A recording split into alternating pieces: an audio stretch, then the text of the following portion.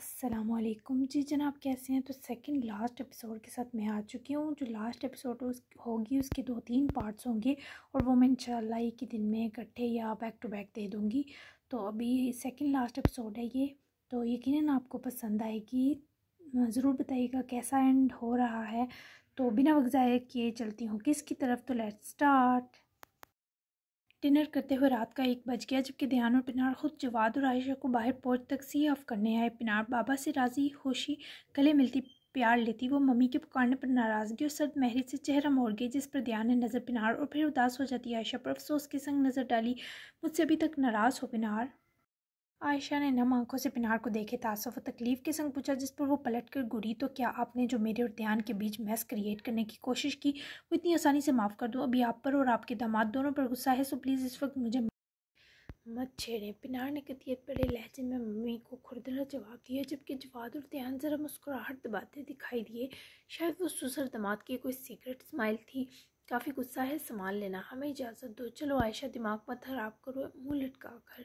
जवाद ने ही ज़बरदस्ती car door open करते आयशा को बैठाया, जबकि ध्यान ने गर्दन मोड़कर अजनबी तो हफ्कीसे से ही तकती पिनार को देखा और सास ससुर को सी ऑफ करता पलटा और पिनार के पास गया, जो इस पर मुँह फेरती बिना हाथ आए सर्दी की एकदम शिद्दत पकड़ती कहरनाक शाह धुंध में लिपटे लान की तरफ चली गई। सुनो तो, कलाई से पकड़े ध्यान ने इसे अपनी सिमत खींचे ज़बरदस्ती पलटाया। ऐसी सर्द नज़रों से पिनार ने से घूरा जो ध्यान के अंदर का हर एहसास मंजमिद कर गुजरी। क्या सुनो, झूठ बोला ना आपने? मुझे मम्मी के मानते ही शक पड़ा था कि ये सब बिना किसी फजूल शर्त के मुमकिन नहीं हुआ। अगर मम्मी मुझे आपसे छीन लेती। पिनार ने बिना कोई नरमी दिखाते उसको तकलीफ से लबरेज होकर तकते जवाज़ तलब किया। ध्यान अरेज की आंखों में आंखें गाड़ते उसके चेहरे से चंद इंच के फासले पर चेहरा रखे उसके जवाब की दमसाते मुंतज़िर थी। मैं छीनने देता, पागल हो गई हो। और झूठ नहीं बोला, बस ये बात इसलिए छुपाई कि तुम्हारे और आयशा सियाल के बीच तल ही ना आए। माँ बेटी का रिश्ता मेरे से इतराफ़ से मज़ीद बिगड़ता। Look at me. ध्यान ने पूरी सच्चाई का मुजाहिरा किया, जबकि वो अब भी नाराज़गी के पहाड़ पर जमी नज़र फेर गई। ध्यान ने उसकी ठोड़ी पर हाथ जमाए, वापस उसकी आंखें खुद पर जमाने को चेहरा अपनी तरफ फेरा। नहीं देखना मुझे आपको, रूठेपन से कहती वो उसके महकते पहाड़ सीने से जा लगी, बाजू गिर्द बांधे। शिद्दत से ध्यान के होठों पर मुस्कुराहट सजी, इससे लिए वहीं आराम लगे आरामदा सोफ़ों की सिमत पड़े। वो खुद भी बैठा और पिनार को भी बिठाया। सर्दी की अखीर शिद्दत ने धुंध के हमरा हर सुई एक गदला सा समा बांधा था। फिर ठंडी हवा के झोंके हड्डियां जमा रहे थे। मैं आज पहली बार बहुत डर गई थी। ध्यान लड़ने और बहस करने की सारी हिम्मत खो देती। वो बैठे बैठे ध्यान के सीने लगी ही दबा सा बोली, मेरी तरफ देख कर बोलो। ध्यान ने उसकी ओर झुककर जिस तरह बेताबी से हुक्म दिया। पिनार ने चेहरा उसके सीने से निकाले अपनी आंखें उठाई।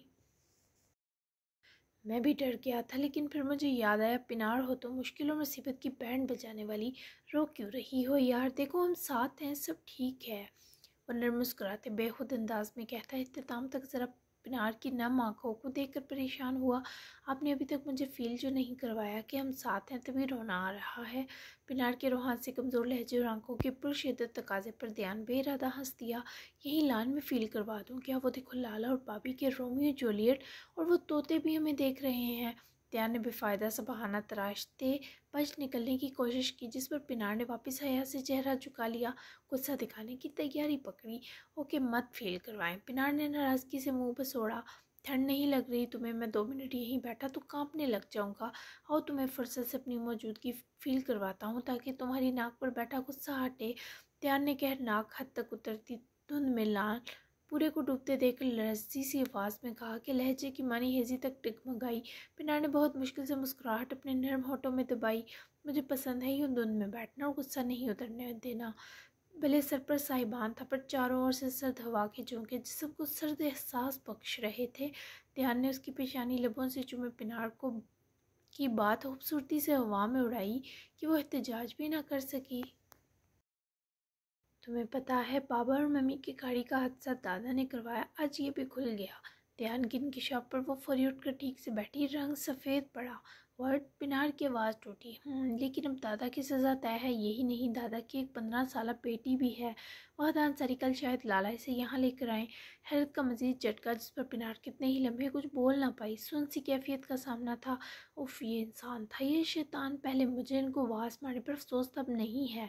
पिनार ने मुंह बनाते अपने अमल को सराहा। ध्यान ने हैरत से पिनार को देखा। क्या तुमने उनको वास मारा? ध्यान की मुस्कुराहट तक थी, वो भी हजल सी मुस्काई।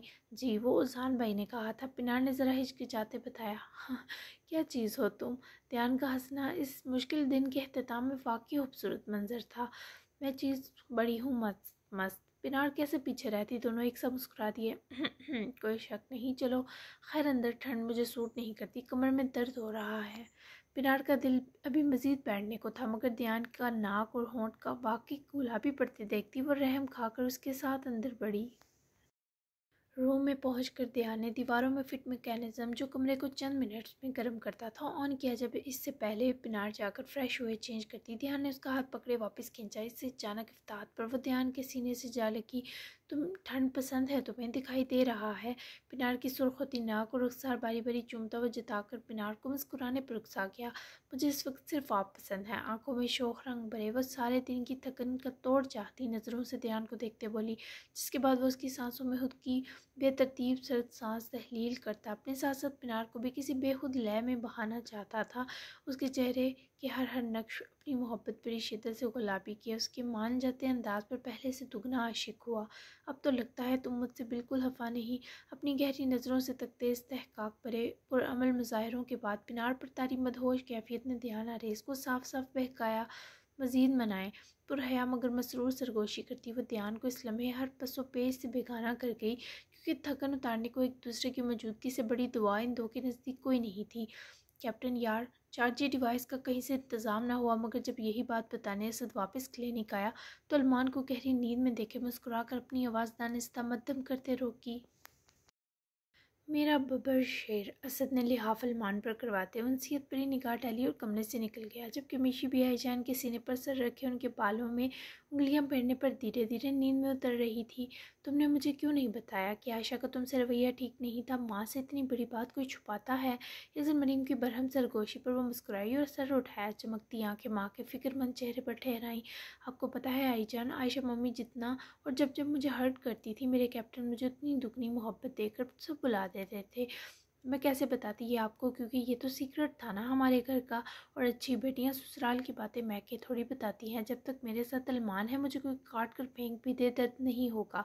मीशी से इस दर्जा समझदारी मरीम हरगिज़ उम्मीद न कर रही थी, तभी तो इसे इसके ऐसे जवाब पर हैरान और साकिन रह गई। ये सब तुमने कहाँ से सीखा मेरी जान? इज़ल मरीम की आवाज़ तक भीगी। ये सब मैंने अपनी माँ से सीखा। प्यार से उनकी गाल चूमती हुए इज़ल मरीम को भी जज्बाती कर गई। पहले मुझे लगता था अल्लाह ने मुझसे दाइब लेकर बहुत जुल्म किया है, लेकिन अब यकीन आ गया है तुम्हारी और रोज़ान की सूरत मुझे दाइब वापस लौटाए भी थे। तुम्हें पता है तुम बिल्कुल अपने बाबा जैसी हो। तुम्हारे अंदर जो मोहब्बत का ख़जाना है वो भी तुम्हारे बाबा जैसा है। मुझे लगता था मैं पता नहीं तुम्हारी परवरिश ठीक से कर पाऊँगी या नहीं। और जान तो समझदार था हमेशा से, लेकिन तुम बहुत छोटी थी, फिर बहुत बीमार हो गई। डरती थी कहीं हमारा प्यार तुम्हारी ज़ात में बिगाड़ ना ले आए, लेकिन तुम तो हम सबसे ज़्यादा प्यारी, समझदार और नसीबों वाली निकली माशाल्लाह। ताइब जहाँ होंगे ना, अपनी इस नन्ही जान के लिए बहुत खुश होंगे, जो ज़िंदगी का हर मामला इतनी कम उम्री में समझना सीख गई है। इस लम्हा बाबा के जिक्र पर मिशी की आंखें नम हुई, लेकिन इसने आईजान के आंसू अपने मुलायम हाथ से पूंजे। मेरा कोई कमाल नहीं, मैं पागल थी और पागल ही रहती अगर अलमान न मिलते। उन्होंने मुझे सिर्फ बीवी नहीं बनाया आईजान, ज़िंदगी का हर खूबसूरत एहसास बख्शा। फिर वो मान हो, हिफाजत हो, मोहब्बत हो या जहनी सुकून, एक लम्हा भी मुझे उदास रहने नहीं दिया। मैंने ये बात इनसे कभी नहीं की, लेकिन मैं ये जानती हूँ वो शादी से पहले जीनू बाबी को पसंद करते थे। मिशी के दिए इस झटके पर एज़ल मरीम के चेहरे का रंग उड़ा। क्या ये तुम्हें कैसे पता चला? एज़ल मरीम ने सहम कर पूछा। किसी से नहीं पूछा, लेकिन मुझे खुद फील हुआ था। वो दोनों दोस्त थे, ये मुझे अलमान ने बताया। फिर वो अचानक एक दूसरे से बिल्कुल दूर हो गए, यहाँ तक कि जिक्र तक से निकल गए, जो मुझे थोड़ा अजीब लगा, इसलिए कि वो अपने अपने रिलेशन में बहुत ईमानदार थे। तीनू भाभी के दिल में यकीनन अब ऐसा कुछ ना था। अब तो जानती हैं लड़कियां इन मामलात में कितनी टची होती हैं, जबकि अलमान की ज़ात की खूबसूरती जानती हैं क्या है? इस पागल अचानक सर पर सवार होती लड़की को अपनी मोहब्बत, अपनी खुशी, अपना सब कुछ बना लिया। और मुझे इसी पुरस्कार जज्बे ने उनके मज़ीद करीब किया और अब मैं चाहती हूँ वो दो वापस दोस्त बने, क्योंकि दोस्ती कभी टूटनी नहीं चाहिए। वो एक दूसरे से कभी कभी इससे ही खुल कर बात करें, एक दूसरे को बताएं कि वो अपनी अपनी लाइफ में कितने मसरूर और खुश हैं। शाइम की हसासियत ने अज़ल मरीम को सच में शशद्दर कर दिया। वो वाकई बहुत शफाफ कल्ब की मालिक थी, मेरे दिल का टुकड़ा, मेरी समझदार मिशी। माँ का कुर्बान होना बनता था। अच्छा सोचा है ना मैंने। मिशी को लाड़ लेने के बाद ना जाने क्या सूझी कि पूछ बैठी एज़ल हंसी 100%। माँ के शरीर जुमले पर वो भी खिलखिलाई। वहीं तीसरी जानब मेजर गुलजार की कमरे वाली कैद सील में बदल दी गई कि सिग्नल और सर्विस जानबूझकर हंसा में बंद करवाई गई, ताकि अगर असद कोई सुराग ढूंढ भी ले तो मेजर गुलजार की सज़ा तक कहीं इरसाल ना कर पाए। हंगामी बुनियाद पर हड़ताल ने भी रातों रात मामला मजीद कशीद किया। तुम्हें यह सब बहुत महंगा पड़ेगा मेजर फ़हीम। अलमान से हाल वापस आएगा और देखना वो दहील के साथ आकर तुम सबके ये नज्द इरादे मिट्टी में मिला देगा। सलाहों के पीछे मेजर गुलजार एक नाकर्ता गुनाह की सज़ा भुगत रहे थे, जबकि करप्ट अफसरान ने भला कि ये प्यादा फ़हीम इन पर जवाबन जहर हंदी से हंसा। अब वो नहीं आएगा, सब जान जाएंगे कल कि आपके असूलों के खिलाफ जाकर दिए हुक्म ने एक होनहार कैप्टन के साथ हमें दरकार अहम मुजरिम की जान ले ली। मुल्क का वकार आपके फैसले से मजरूह हुआ। दूसरे ममालिक पर हमारा बुरा इंप्रेशन पड़ेगा, पड़ेगा कि हम लोग अपने साथियों को यूं बेन चढ़ा देते हैं।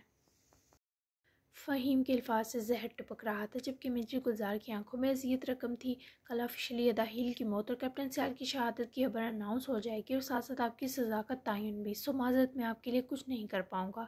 फ़हीम ने गुरूर और बरबरीत का मुजाहरा करते बिना रहम खाते हुक्म सादर किया और फौजी सलाहों से निकलता गया। मेजर गुलजार ने वहीं कुर्सी का सहारा लिए खुद को लड़खाया। नहीं अलमान, तुम्हें वापस आना होगा, वरना इक़्तिदार इन वहशियों के हाथ में चला जाएगा। फिर हम ये नाइंसाफ़ी कभी रोक नहीं पाएंगे। तुम्हें आना होगा मेरे शेर, तुम्हें मुझे और अपने मुल्क के वक़ार को बचाना होगा। या अल्लाह, हमें इस इम्तिहान से निकाल दे, इसे भेज दें वापस। मेजर गुलजार की आंखों की नमी कर्बनाक थी, जबकि मुल्क का वक़ार तब तक मजरू कैसे होता जब तक उसका ताल्लुक जान से जाने वाले वफ़ादार मुहाफ़िज़ों से जुड़ा है? हरगिज़ नहीं।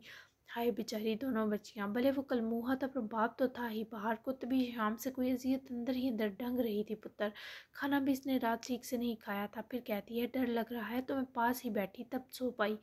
साइमा और हसीब दोनों ही इस वक्त हसीब के मास्टर बेडरूम के दरवाजे के पास खड़े थे। नर्म बिस्तर पर लिहाफ में करवट पर लेटी वो सो रही थी। अब जाग पुष्ट से देखकर बताना मुमकिन ना था।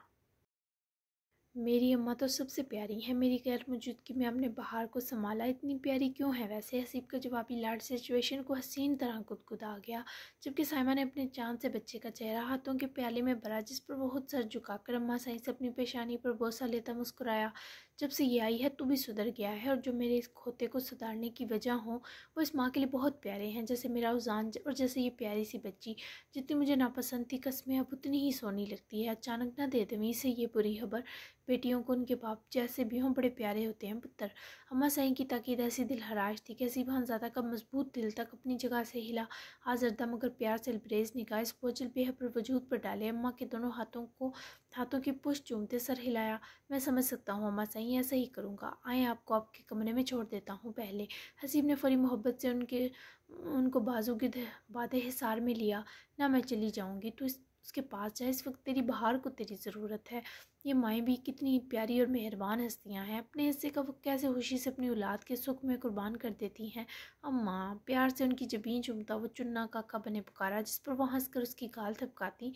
कमरे से न सिर्फ निकली बल्कि दरवाज़ा भी बंद कर गई। मेरी हल्कान जान, हसीब ने जैकेट उतार कर वहीं काउच पर रखी और बिना आवाज़ के कदम बढ़ाता बाहर के पहलू में बैठते ही लेटा। रात के 2 बज चुके थे। हसीब की रास्ते में गाड़ी खराब हो गई, जिसकी वजह से इतना वक्त लगा। पास लेटते ही एहतियात से उसके सर से बाजू गुजार कर हसीब ने इसे अपनी सिमत करते अपनी जानिब करवट करवाते आहिस्तगी से अपने हिसार में भर लिया। यूँ महसूस हुआ जैसे तपते जलते दिल को इस लड़की के वजूद की हिदन शिफा बख्शती हो। नींद इतनी गहरी ना होने के सबब वो किस्मत साई, मगर फिर जब महसूसात ने हसीब के पास होने की खबर दी तो मज़ीद इसमें सिमटी बाहर की इस हरकत पर हसीब के होंठों पर दिलफरेब मुस्कुराहट रेंगी। अब तो मैं बिल्कुल याद नहीं कि मेरा सीना ज़ख्मी है। हसीब ने शरारत से जानबूझकर उसके कान पर डल की सुनहरी बालों की लटें परे सरका कर हटाए सरगोशी की। तुम्हारे इस लम्हा मेरे पास आ जाया करो ना हसीब, जब मैं तुम्हें आवाज़ दूँ। बाहर की नमी में गुंदी जवाबी सरगोशी पर हसीब ने उसकी जबीन चूमी। आ गया हूँ, देखो तो बताओ क्यों डर लग रहा था मेरी शेरनी को? उसका रंधा चेहरा ऊपर को उठाया हसीब ने उसकी फिर से नमी नम होती आंखें अपनी आंखों से मिलाई। पता नहीं तुम ठीक हो? पहाड़ ने अपनी गर्म हथेली हसीब के रुखसार से जोड़े तड़प कर पूछा। ठीक नहीं, बहुत ठीक हूँ, क्योंकि तुम्हारे करीब जो हूँ सारी थकन तुमने चुरा ली। दिन टफ था, शाम इससे ज़्यादा मुश्किल, तभी काल भी पिक नहीं कर सका। आई एम सॉरी, दोबारा ऐसा नहीं करूँगा। अब मुस्कुराओ।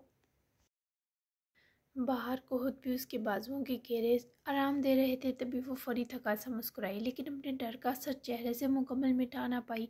ज़ोर से तुम्हारे गले लगने के लिए सॉरी, तुम हो ही इतने प्यारे कि मुझसे कमी रखी ही नहीं जाती। दुखा दिया ना? क्या ज़ख्म? अभी तो बेहतर हो जाना चाहिए था, कोई इन्फेक्शन तो नहीं करवा लिया? बाहर को नई फिक्रों में धुत देखे हसीब ने उसकी गाल पर लब रब करते नरमी से मुस्कुराहट को चूमा। बाहर उसके ऐसे सवाल रद्द करने पर एहतजाज भी ना कर सकी। बेहतर है अब तुम रिलैक्स हो जाओ, ना तो तुम्हारे करीब कोई दर्द रहता है न जलन, बस सुकून, मिठास और राहत जैसी कैफियत बाकी बचती हैं। मेरी ज़िंदगी इतनी खूबसूरत कभी ना थी, मेरी माँ इतनी खुश कभी ना थी जितनी तुम्हारे आने से हुई हैं। तुम जानती हो, तुमने उनकी ज़ात में बेटी की कमी का दुख पूरा किया, इतनी मोहब्बत से अपने घर को संभाला कि मैं दंग हूँ। क्या ये वही बहारें है? पागल, लापरवाह और लाताल्लुक सी। तुम्हें पता है, जिस औरत से उसका शौहर राज़ी हो, इससे उसका अल्लाह भी राज़ी होता है, और तुमने तो पहले दिन ही मुझे राज़ी कर लिया था। हसीब के ये सब इकरार पहाड़ को खुशी के साथ ज़रा खौफज़दा भी कर गए। तुम ये सब क्यों बोल रहे हो हसीब? मुझे डर लग रहा है। पहाड़ के टूटे कमज़ोर लहजे का डर भांपे वैसे फिर से अपने सीने में समो गया। मेरा दिल चाह रहा है अपनी बीवी को उसकी अहमियत बताऊं। हसीब के बहलाने के बावजूद वो डरी रही। नहीं ना, कुछ हुआ है, बताओ मुझे, मेरा दिल यूं ही नहीं घबरा रहा। बहार ने उसके हिसार से निकलते इसरार के संगात से पूछा, जिस पर हसीब ने कुछ देर उसके खुले बालों और गाल को सहलाया। तनवीर पाशा नहीं रहा, फिर वो शमशेर ने मार डाला उसे। हसीब के ये सब खुद भी बहुत दुख से बताया। एक लम्हा बहार के चेहरे से सारे रंग रूठे। ओह, तो तभी मेरे दिल में अजीब सी आग भड़की हुई थी। जो कुछ वो कर चुके थे, ये तो होना था। काश वो अच्छे डैड होते, कम अज़ कम इतने कि उनकी मौत पर दिल से रो पाती। भले बाहर की आंखें सुर्ख थी, पर वो अपने आंसू हर मुमकिन दबाए सफाकियत से बोली, ऐसे नहीं कहते। जाने वाले का मामला अल्लाह के सुपुर्द करके इसे भी आज़ाद करते हैं और ख़ुद को भी। हसीब के समझाने पर बहार ने हैरत से हसीब को देखा। कैसे? जिस इंसान ने आपके साथ हमेशा बुरा किया हो, क्या सिर्फ उसकी निजात तो तलाफ़ी एक मौत से मुमकिन होती है? मेरा दिल तो इतना बड़ा नहीं है। इन दबाए आंसुओं ने उसकी आंखों से निकलकर हसीब की उसके सर तले रखी बाजू तर की। तभी से खबर हुई वो रो रही है। बेटी का दिल होता है, हाँ ये सच है, इस दुनिया में जो बोया हो वही इस जहाँ काटना होता है। लेकिन मेरा मानना है, मरने वाले को मौत के सबब इतनी आसानी दे देनी चाहिए। इसलिए नहीं कि हमारी आसानी उसकी बख्शिश बने, बल्कि इसलिए कि इस जहाँ हमसे कोई ये शिकायत ना कर सके कि हम बेरहम हैं। हसीब की बातें बहार को समझ भी आईं और हौसला भी बख्श गईं। छोड़ो हसीब, माफ़ी या आसानी पाने सा उन्होंने कुछ नहीं किया। पैदा करने के सिवा और अपनी औलाद को यूज़ करने के सिवा उन्होंने कुछ नहीं किया। तुम नहीं जानते मुझे मीडिया फील्ड में ला कर डैड ने कितना पैसा कमाया, और न जाने इस बहराम से कंवल के सिवा कितनी दौलत हथियाई। लेकिन सब हाक हो गया। किस काम आई ये दौलत, ये स्टेटस? बाहर की हकीकत पसंदी हसीब को दुख दे गई।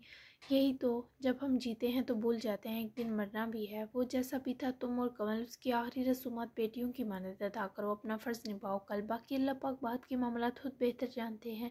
हसीब के प्यार से ताकीद करने पर वह जबरन सही पर आंसू रगड़े सर हिलाती उसके सीने में सिमटी। हसीबा जरदा हुए उसके बाल सहलाता खुद भी बाहर की तकलीफ़ महसूस कर रहा था।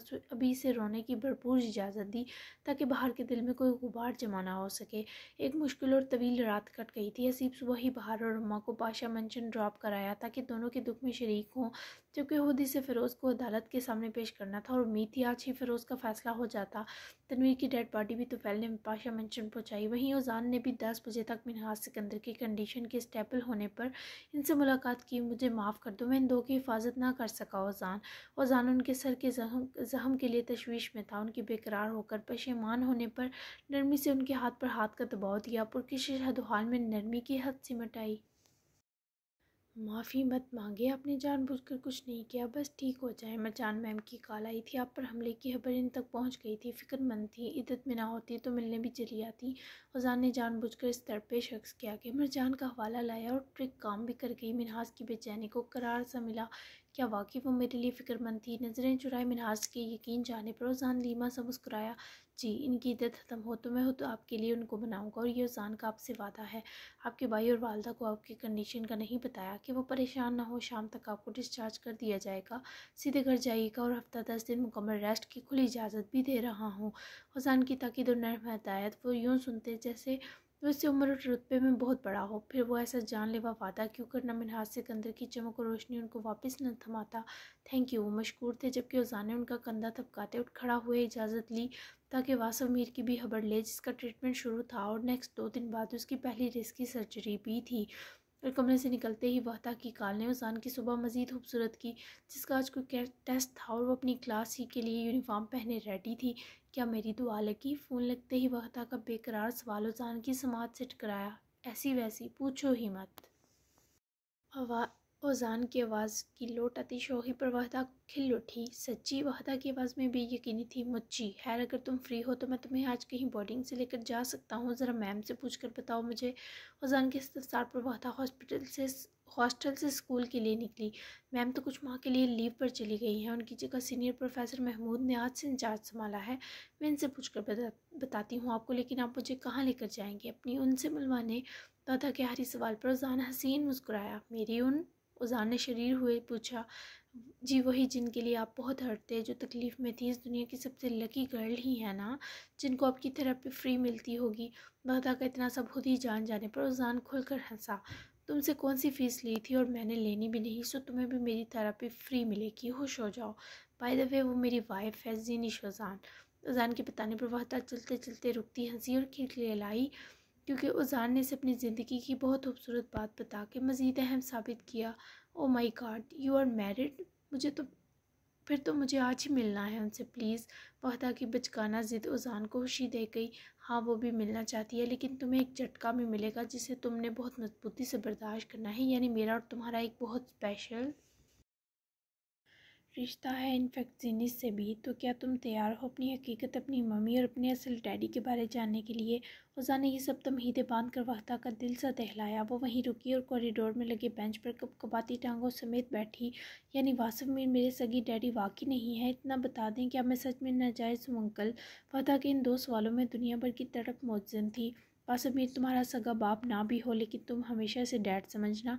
ये मेरी तुम्हें नसीहत और दोस्त होने के नाते हुक्म भी समझो। और तुम नाजायज़ नहीं हो बल्कि जायज़ हो। ये सब मैं तुम्हें मिलकर बताऊंगा, बस तुम्हें स्ट्रॉन्ग रहना है। तुम्हारी मम्मी इस दुनिया में नहीं है, लेकिन वो कौन थी, कैसी थी और तुमसे कितना प्यार करती थी, ये सब भी तुम्हें पता चलेगा। ओजान तो इसे डरा रहा था, फिर भी वो ये सब जानने के लिए बेकरार थी, खासकर अपनी माँ के बारे में। मतलब वो मुझे ही नहीं छोड़ कर गई, बल्कि दुनिया ही छोड़ गई। आप भी प्रॉमिस करो ना, मुझसे अपनी मम्मी शेयर करोगे? वादा की हैरत और हसरत और पर उजान का अपना दिल बोझल हुआ। ये भी कोई पूछने वाली बात है? तुमसे अपनी माँ शेयर करके मुझे दुगनी राहत मिलेगी। चलो मुझे बताओ, कब तक फ्री हो रही हो?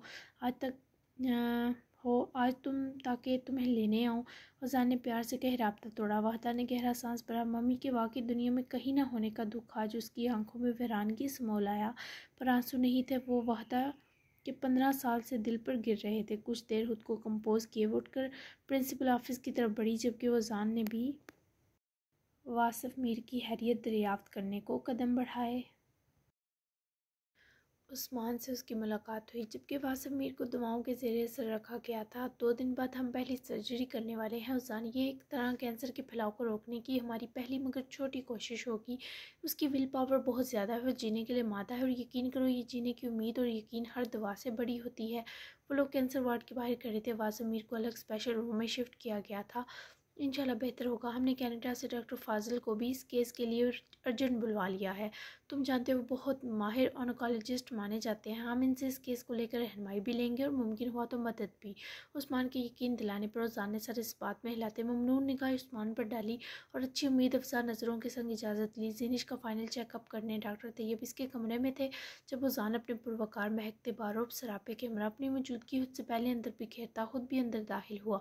जिनिश हॉस्पिटल के कपड़ों से अपने कपड़ों में आ चुकी थी। ब्लैक शर्ट, कुर्ती और मैरून पजामा। कुर्ती पर मैरून एम्ब्रॉयडरी, जबकि अभी तक तो दुपट्टे से बेनियाज वो निढाल सी बेड ग्राउंड से टेक लगाए बैठी थी। उजान दाहिब को देखते ही रोम रोम में भरी थकावट का तोड़ होता चला गया। दोनों की सुनहरी आंखें मिली तो दिल धड़के। कैसी है ये? क्या हम घर जा सकते हैं? उजान ने करीब ही आते फिक्र से जीनू की अब तक ज़रा सूजी आंखों को फिक्र से तकते डॉक्टर तैयब से पूछा। बेहतर है, लेकिन दिन तक हम इसे यहीं रखना चाहते हैं, फाइनल रिपोर्ट्स आने तक। वैसे आप ये बिल्कुल खतरे से बाहर है, टेंशन की कोई बात नहीं। डॉक्टर तैयब ने कदर बशाश अंदाज में बताया और मुस्कुराकर नर्स के हमरा कमरे से निकले। मैं हवेली जाकर चेंज कराता हूँ, तब तक तुम रेस्ट कर लो, ओके। औज़ान ने पास बैठे प्यार से जीनू की गाल से हिलाई, पर वो उसकी बाजू से लगी जैसे जाने ना देना चाहती हो। मत करें चेंज, इतने प्यारे लग रहे हैं ब्लैक से निकल कर अलग से। जिनिश की तारीफ पर औज़ान धीमा सा मुस्कुराया। आई जान परेशान होगी तुम्हारे लिए, उनको भी तसल्ली देकर आता हूँ। मुझे बताओ, सर में दर्द तो नहीं है या कहीं और? औज़ान ने उसका चेहरा ऊपर उठाते मुरझाए चेहरे को नज़रों का महवर बनाए माथे पर लगे बैंडेज को तकते पूछा। जिन्हों ने मुस्कुराकर नफ़ी में सर हिलाया। दर्द नहीं है, बस सर बहुत भारी है, जैसे पता नहीं क्या बंधा हुआ है इसके साथ, और पूरी बॉडी में बिल्कुल हिम्मत नहीं है, इसके अलावा कुछ नहीं है। जिनिश ने लाड से बताने पर औज़ान ने आईब्रो झुकाए। और रह क्या गया है, इतना सब हो रहा है तुम्हें, मैं सर दबा दूँ? मजीद करीब बैठे वो उसके चेहरे के हाल पर नर्म नज़रें फेरता उसके सर हिलाने पर मुस्काया और सर को आहिस्ता से अपनी उंगलियों से दबाया। आप मेरा सर दबाते बहुत क्यूट लग रहे हैं। जिनिश की आंखें खुलने और बंद होने के बीच बोलने पर औज़ान ने उसकी गाल चूमी और तुम सर दबवाती हुई। दोनों ही मुस्कुराए, हसीन तरीन लगे मंजर, पागल हुए इस फसों पर। रात नींद आ गई थी आपको? अपनी नर्म मुलायम हथेली सुजान की रुखसार दाढ़ी और गर्दन से लाती हुई इसको तकते बोली। बहुत खूबसूरत नींद आई, तुम पुरसुकून थी और मुझे तुम्हें सुकून में देखना बहुत खुशी देता है। फुजान का नर्म लहजा उसके इश्क में किसी को भी मुब्तला कर सकता था। फिर वो आंखें जो जिनिश को शुक्रगुजारी पर मजबूर करती थी, इन खूबसूरत आंखों का ऐसा प्यारा महवर वही थी दो जहानों के लिए। एक बात पूछूं?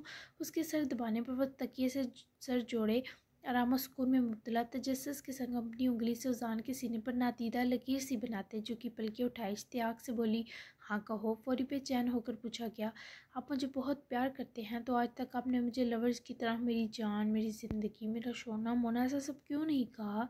जिनिश का बेराता सवाल वाकई हंसाने में कवि था, क्योंकि तुम मेरी जान, मेरी ज़िंदगी नहीं हो। जान बेतबार शय है, तुम मेरी रूह हो जिसे कभी मुझसे अलग नहीं होना, जिसे इस जिस्म से निकल कर आसमान की सिमत सफ़र करना है। हम दो की रूहें इस जहाँ भी मिलेंगी। यकीन है मुझे। जहाँ तक बात रही शोना मोना की, तो ये अल्फाज मेरे मिजाज के दुश्मन हैं। तुम जानती हो मुझे तुम्हें प्यार से जीनू कहना बेहद प्यारा है। उसके हाथ को पकड़कर हथेली चूमी उसके सर का दर्द अपनी मरहमी लम्स से खींच चुका था। जिनिश ने उसकी गर्दन के गिर्द बाजू खाइल किया, आंखें खुद बंद हुई। आई लव यू उजान। उजान की खुशबू की खूबसूरत आंखों का छूता हुआ लम्स महसूस किया। आंखें पर मुश्किल खोलते हुए इतराफ़ करती मुस्काई। रूह नशियाँ से डायरेक्ट इतराफ़ मत किया करो, मुझसे कोई और जवाब नहीं दिया जाता सिवाय तुम्हारी इस मुस्कुराहट को अपने होंठों पर मुंतकिल करके तुम्हें महसूस करने के आराम करना। मैं 1-2 घंटे तक आता हूँ। नरमी जो मुमकिन नहीं थी फिर भी अपने मोहब्बत भरे लम्स में उंडेल कर दिल को सब्र थमाने के बाद वो उसकी सांसों को महकाते जल्द दूर हुआ और जमीन जुमते एक प्यार मरी नज़र पर डाले रूम से निकल गया। इतने प्यार पर वो कैसे मज़ीद जागी रहती? इस वक्त जो नींद आई वो कोहिनूर जैसी प्यारी थी। फौजान जब पार्किंग में आया तभी से वहदा का मैसेज मिला, मेरा आज अहम टेस्ट था जो कैंसिल हो गया, सो मैं आज फ्री हूँ। आप आकर मुझे ले जाएं, 10 मिनट लगा कर आइएगा ताकि मैं यूनिफॉर्म बदल कर रेडी हो जाऊँ। वहदा का मैसेज सीन के ओके का रिप्लाई दिए वो सीधा बोर्डिंग ही रवाना हुआ। 10 के बजाय 20 मिनट्स लगे, जबकि उजान ने से हॉस्टल से पिक किया और अपने साथ बाहर लाया। वाइट शर्ट फ्रॉक के साथ ब्लू जीन्स के हमरा वाइट गर्म स्कार्फ लिए वो बालों को कस कर चोटी में बांधे बहुत प्यारी लग रही थी। प्यारी लग रही हो, आ जाओ, पहले तुम्हें अपनी मम्मी से मिलवाता हूँ। फौजान ने उसके लिए बैठने के लिए पिछला दरवाज़ा खोला तो वह शरारत से कार डोर के साथ झूलती रुकी। क्या आगे नहीं बैठ सकती? वाहदा ने हिचकिचाते पूछा। बहुत तेज़ ड्राइविंग करता हूँ, तुम्हारा सर चकराएगा, फिर भी बैठना चाहो तो बैठ सकती हो। औज़ान ने असल बात दबाई, ये जगह सिर्फ जिनिश की है, लेकिन तेज़ ड्राइविंग से आते चक्रों का सुने। वह शराफत से पीछे ही बैठी। औज़ान ने मुश्किल हंसी दांतों के अंदर दबाई और आगे घूम कर आता अपनी जगह संभाले बैठा। ये भी मुमकिन है आपने ये जगह अपनी वाइफ के लिए पक्की कर रखी हो, चक्रों वाला बहाना हो। औज़ान को इस वक्त वो वाकई फुप्पो ही लगी। तभी तो शरारत से मुस्कुरा कर फ्रंट मिरर सेट किए वाहदा की कुदकुदाती सूरत देखी। तुम तो काफ़ी जीनियस हो। औज़ान ने शरारत से ही जवाब दिया, जिस पर वो वहीं दूसरी सीट की सिर्फ झुकाती हंसी। कि आप दो की लव मैरिज है? मुझे तजस्सुस हो रहा है, कैसे मिले आप दो? बिना देखे आपने मुझे उनका थोड़ा थोड़ा फ़ैन तो कर ही दिया है, थोड़ा और बता दें। वहदा की दिलचस्पी वाकई बहुत क्यूट थी, उसका बस न चल रहा था, उड़कर जीनिस तक जा पहुंचती। हिट मैरिज समझ लो। जान ने गाड़ी स्टार्ट करते दो बुद्धू बताकर वहदा को शॉक किया। व्हाट? मतलब नफ़रत मोहब्बत में बदली? ओ माय गॉड, ये तो किसी फिल्म की कहानी जैसी है। वैसे आप भी कह रहे होंगे 4 साल से ना बोलने वाली इस पागल ने शायद सारा दिमाग मेरा ही खाना है, लेकिन मुझे आपसे कुछ भी पूछते सोचना नहीं पड़ता। आप बहुत अच्छे हैं, जिंदा दिल। वहदा और जान के बीच इस्तवार होती ये दोस्ती वाकई अनमोल थी। जान ने ज़रा सा सर फिरा और हंसकर वापस ड्राइविंग पर तवज्जो दी। तुम्हें पता है वहदा, तुम्हारा और मेरा एक बहुत ख़ास रिश्ता है। तुम्हारे असल फादर जानती हो कौन है? ओज़ान ने तमहीद बांधी जिस पर वो उसके चेहरे को गौर से तकती दम साथ गई। कौन? वहदा का लहजा ही पूछते लर्जा। मेरे दादा सुल्तान फ़िरोज़ शमशेर अंसारी। ओज़ान के इंकिशाफ़ पर वहदा के चेहरे का रंग फीका पड़ा, जबकि ओज़ान ने भी गाड़ी रोके बाहर निकलते से भी बाहर आने का कहा। शायद वो इस होलनाक सच्चाई को डाइजेस्ट करने के लिए खुली फ़िज़ा चाहती थी। आपके दादा मेरे असल बाबा हैं, ये कैसा रिश्ता हुआ? यानी मैं आपकी पुप्पो हुई, आपके फ़ादर की बहन? या मेरे अल्लाह, मुझे इतनी सी उम्र में आपने इतना बड़ा भतीजा दे दिया, लेकिन ये सब कैसे? वादा के दिल दहलने पर हाथ सीने पर रखे गाड़ी से टेक लगाकर गहरा सांस भरा। उजान भी उसके साथ ही आकर खड़ा वादा के तासुरात देखने लगा। अब मैं जो तुम्हें बताने वाला हूँ वो तुम दिल मजबूत करके सुनो। उजान की अगली तमहीद पर वो फिर से सहम कर उजान दाइब को देखने लगी। तुम्हारी मम्मी की शादी तुम्हारे नाना ने एक दुगनी चुगनी उम्र के आदमी से करवा दी। तुम्हारे नाना ने ज़बरदस्ती की तुम्हारी मम्मी के साथ इस रिश्ते को लेकर। वो बूढ़ा शख्स मेरे दादा थे, लेकिन शायद फिर दोनों के बीच उम्र और मजाज का फ़र्क साथ को कायम ना रहने दे सका, और यूँ उन्होंने फिर तुम्हारी मम्मी को डाइवोर्स दे दी। तब तुम आने वाली थी, लेकिन इस बात से तुम्हारे वालिद बेखबर थे, सो डाइवोर्स ना हो सकी। बस तुम्हारी पैदाइश के फौरी बाद तुम्हारी मम्मी बरीरा को कुछ मसाइल हुए जिनसे वो जी ना सकी, चली गई। ये जो वासिफ मीर है ना, ये वो आदमी है जिससे तुम्हारी मम्मी की पहले शादी होने वाली थी। पसंद करते थे, लेकिन किस्मत में हर बार वो नहीं होता जो हम सोचते हैं। बरीरा यानी तुम्हारी मम्मी ने यूँ जाते जाते तुम्हें वासिफ की अमानत बनाया। तुमने वो बताया था ना नाजायज़ वाला, ये दुनिया से ही बिना सोचे समझे गंदी बातें करती है, कीचड़ उछालती है, और वो वैसा ही कीचड़ वासिफ मीर पर भी उठा। मेरे दादा अच्छे इंसान कभी नहीं थे। उन्होंने सिर्फ तुम्हारी मम्मी को नहीं बल्कि हम सबको भी बहुत तकलीफ़ दी, और अब वो जेल में है कुछ गुनाहों के सबब। उसकी माँ की मौत की तस्दीक से फ़िरोज़ की तमाम तर सफाकी इसने अच्छे और मुनासिब अल्फाज के साथ वक्ता को बताई, शायद इसलिए कि वो वक्ता के मासूम दिल और जहन को नफ़रत जैसी स्याही से दूर रखना चाहता था। इतने बुरे बाबा हैं मेरे, क्या सच में? बरीरा नाम था मेरी मम्मी का, कितना प्यारा नाम है। वहदा की तकलीफ़ उसकी उदास आंखों से छलकी और सवाल में बेहद गम मुज्जन था। बहुत, अपने तीनों बेटों को भी बहुत तकलीफ़ थी। वो इस दुनिया में नहीं है, लेकिन एक है। लेकिन अल्लाह उनकी उम्र दराज करे। तुम्हारे भाई हुए वो, और मेरी बेस्ट बड़ी भी हैं, और मेरी वाइफ के फादर भी। अब रही बात मेरी आई जान की, तो वो तुम्हारी भाभी लगी, लेकिन तुम उन्हें मम्मी भी पुकार लेना। वो इतनी स्वीट हैं, तुम्हें माँ की मोहब्बत देंगी। और जानने से इस तकलीफ़ से इतने सारे रिश्तों को बताए जैसे निकाला। वो हंसी था। मुझे मेरी मम्मी मिल गई, यानी उनका नाम, उनके बारे सब मालूम हो गया। मेरे लिए बहुत बड़ी बात है। डैड ने मुझे मम्मी के बारे कभी कुछ नहीं बताया, वरना मेरा दिल तो हमेशा से कहता था वो आसमान का सितारा है, क्योंकि हर रात एक सितारा मुझे बहुत चमक कर देखता है। रही बात मेरे असल बाबा की, तो मुझे उनसे कभी नहीं मिलना। बस मेरा दिल इनसे ना ही जुड़े तो अच्छा है। आप समझ रहे हैं ना मेरी बात? अगर मैं इनसे मिली तो यकीनन दिल को कुछ होगा। फिर उनको अगर सज़ा हुई तो मुझे तकलीफ़ होगी। सो मैं कोई रिलेशन बनाना ही नहीं चाहती। वादा के इस कम सनी में भी इतना पायदार फ़ैसला उजान को खुशी दे गया। वो खुद भी वादा के दादा से मिलने के हक़ में ना था, लेकिन उन्हें इस बात का एहसास ज़रूर करवाना चाहता था कि उन्होंने बेटी जैसी नेमत ठुकरा कर अपनी बर्बादी पर 15 साल पहले खुद मेहर लगाई थी। मैं समझ गया, लेकिन तुम मेरे साथ मेरे घर तो चलोगी ना? सब तुमसे मिलना चाहते हैं। उजान के नरम इस्तफसार पर वो धीमा मगर उदास सा मुस्कुराई। जी ज़रूर, लेकिन मैं अब आपको अंकल तो नहीं कह सकती ना बेटा। आप हंसेंगे पहले वाले पर, दूसरे पर मेरी हंसी निकल जाएगी। सो मैं आपको क्या कहकर पुकारा करूँगी? वादा के लिए सबसे बड़ी उलझन तो यही थी। ओजू, तुम मुझे मेरी मिशी यानी छोटी सिस्टर की तरह ओजू पुकार सकती हो। उजान ने मसला ही हल किया। वादा फिर से मुस्काई, उजान के खूबसूरत चेहरे और सुनहरी आंखों को देखा। ओजू, ये बहुत कूल है। इस तरह वाकई लगेगा मैं आपकी पप्पो हूँ। मुझे अपना ये भतीजा बहुत पसंद आया। आप अब से पक्के फ्रेंड्स?